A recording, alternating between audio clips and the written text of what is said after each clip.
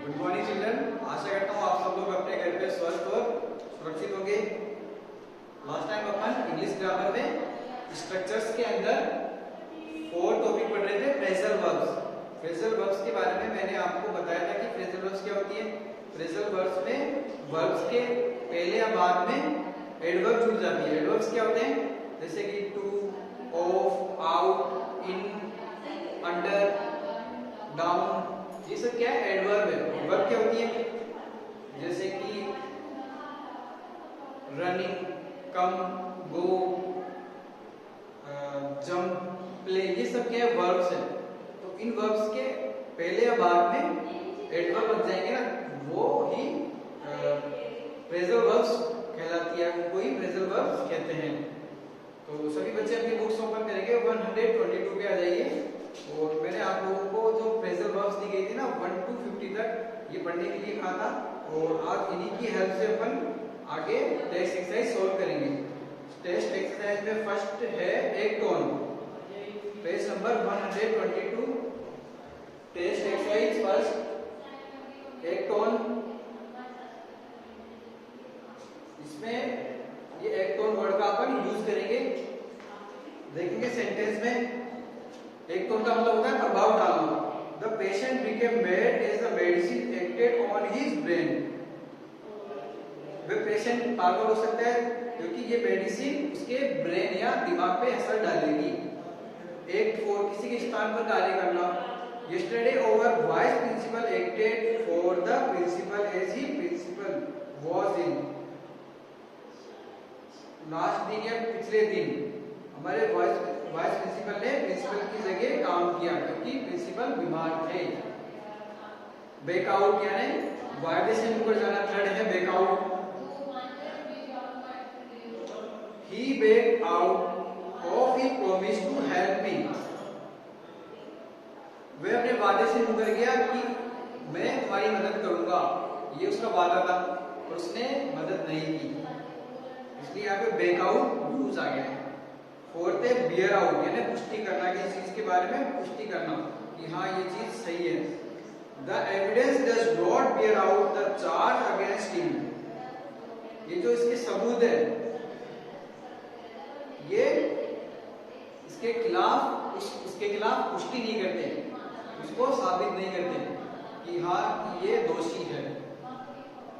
Fifth है beer down, यानी कुचलना। The general bore down our opposition in no time. सामान्य जो लोग थे इन्होंने अपने अपोजिशन को कोई टाइम नहीं दिया। Bear with यानी सहन करना। Your tongue is loose, so none can bear with your language. आपकी जबान क्या है? खुली है, तो कोई भी आपकी बात को या भाषा को सहन नहीं कर सकेगा। सेवंथ है ब्रेक डाउन, कार्य न करना, कोई काम न करना। Yesterday the engine of the mill broke down. बीते हुए कल मिल का इंजन ने काम करना बंद कर दिया। अब यहाँ पे ब्रोक डाउन से कोई समझेगा कि इंजन ही टूट गया, पर इंजन नहीं टूटा है। ब्रोक डाउन का मतलब है काम करना बंद कर दिया उसने। ब्रेक इनटू यानी सेंध लगाना। Yesterday a thief broke into my house.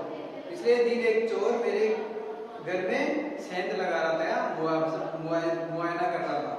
But he could not steel anything, पर उसे कुछ नहीं दिखा। ब्रेक आउट यानी फैल जाना। Plague broke out in my city last year. Plague जो बीमारी है वो पिछले साल मेरे शहर में फैल गई थी। ब्रिंग अबाउट यानी घटित होना। Hard work will bring about success. कठिन परिश्रम ही हमारी सक्सेस का कारण है। ब्रिंग डाउन यानी गिराना। The storm brought down a number of trees. तूफान ने कई पेड़ों को गिरा दिया। ब्रिंग आउट यानी प्रकाशित करना। सातिया भवन Agra has brought out A number of new books. Satia भवन आगरा में ये जो बुक्स है कई नई किताबें खरीद ली गई या प्रकाशित की गई।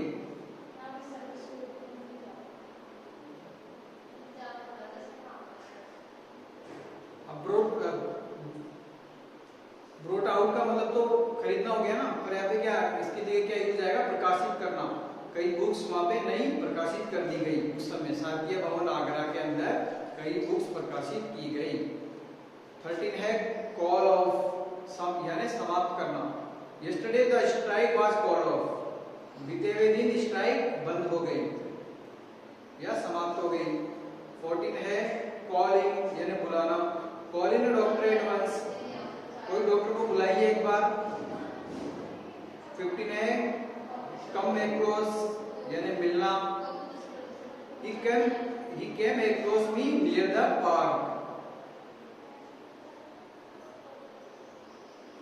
वे आया मेरे पास पार्क के निकट। across me वो पार्क पार करके मेरे पास में आया। इसका मतलब ये भी हो सकता है, पर यहाँ पे क्या हो गया, वह मेरे से मिलने आया, पार्क के पास में मेरे से मिलने आया। 16 है कम डाउन यानी गिरना। Price are not coming down, इसकी कीमत नहीं गिर रही।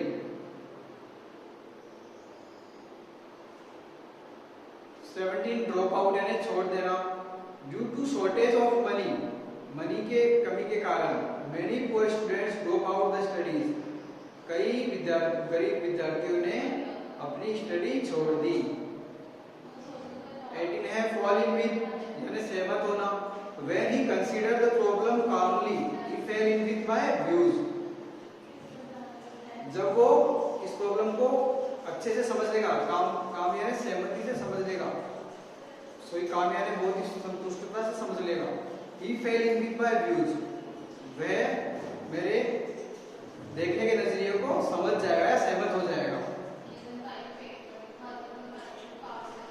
फॉलिंग का यूज करेंगे 19 में। फॉलिंग का यानी स्थान लेना। The captain order his man to fall in at once,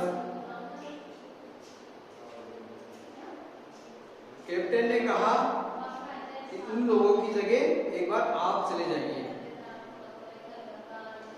किसी कैप्टन ने निर्देश दे दिया होगा अपने बटालियन को। 20 है गेट अप यानी उठना।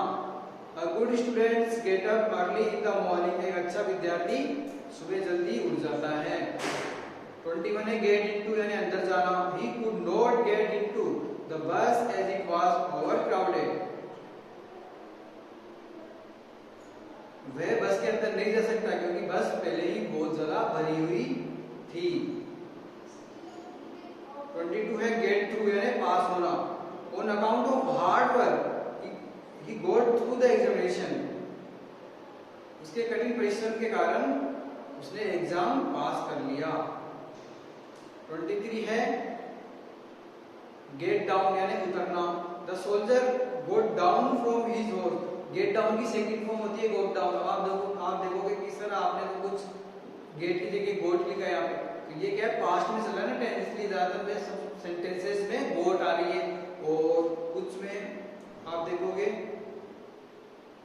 जैसे कि 15 में देखोगे आप जैसे अभी ही केम आ रही है, कम एक्रोस लिखा हुआ था, पर इसमें क्या आ गया 15 में ही केम एक्रोस, ये क्या है सेकंड फॉर्म में वर्ब, ये पास्ट इंडेफिनिट टेंस है ना, इसमें अफर्मेटिव सेंटेंस में वर्ब की सेकंड फॉर्म आती है, इसलिए यहाँ पे केम आया है।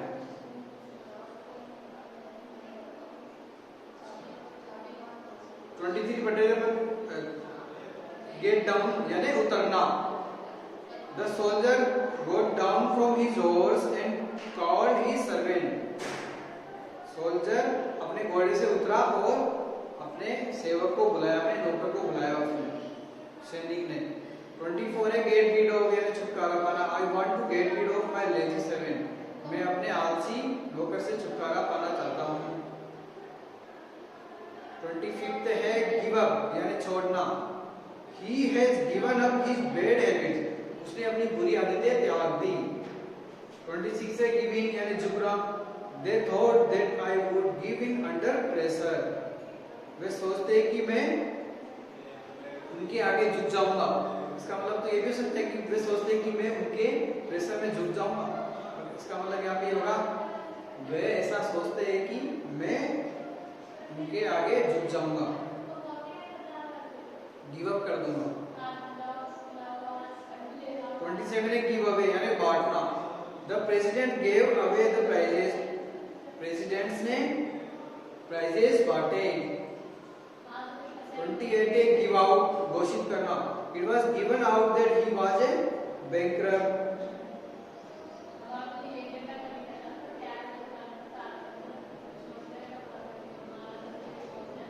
29 है गो थ्रू यानी सहना। He went through many hardship, उसने कई कठिन यातनाएं सही। 30 है गो अवे यानी चले जाना। The young man went away yesterday from here to Agra.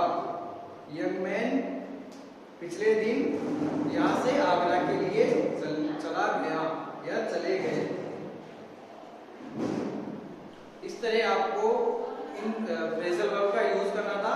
Exercise अपनी फर्स्ट कंप्लीट हो गई है। टेस्ट एक्सरसाइज सेकंड आपको स्वयं अपने होमवर्क के रूप में समझनी है। ठीक है, यही आपका आज का होमवर्क भी है।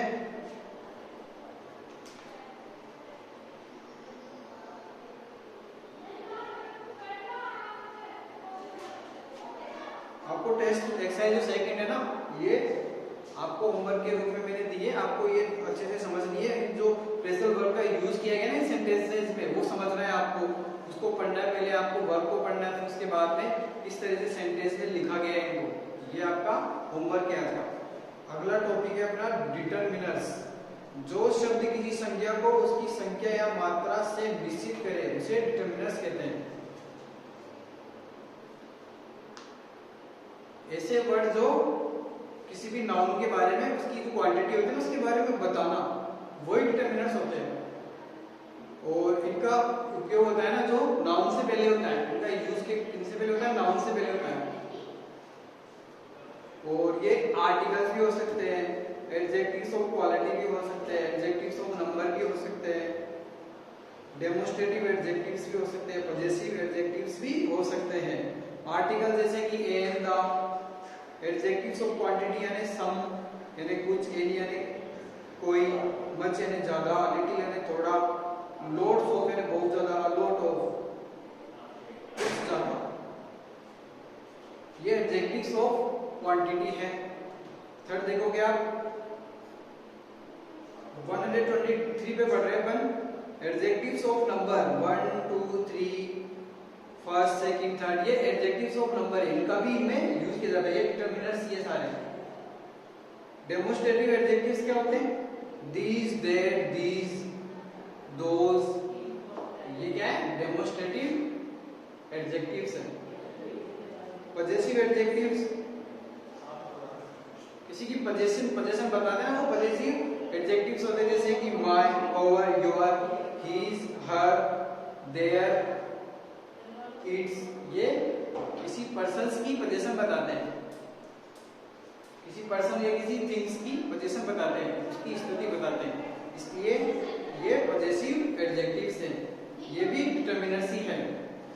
और आज अपन यहाँ तक ही पढ़ेंगे। बाकी डिटरमिनर्स के अंदर अगली क्लास में अपन और समझेंगे। और आपका आज का होमवर्क यही है। टेस्ट एक्सरसाइज सेकंड आपको अच्छे से समझनी है। आज की क्लास हम यही खत्म करेंगे। Thank you very much, bye.